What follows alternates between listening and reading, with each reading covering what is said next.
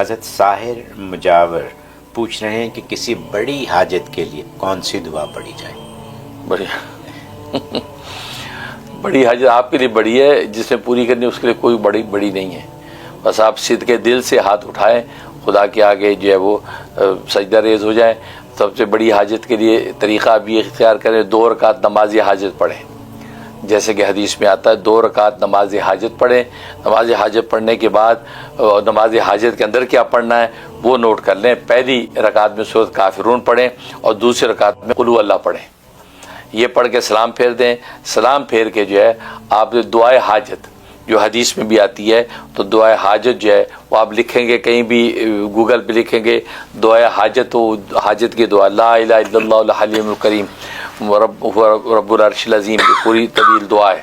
تو وہ دعا جو ہے وہ پڑھنے کے بعد اب آپ اللہ سے حاجت مانگیں.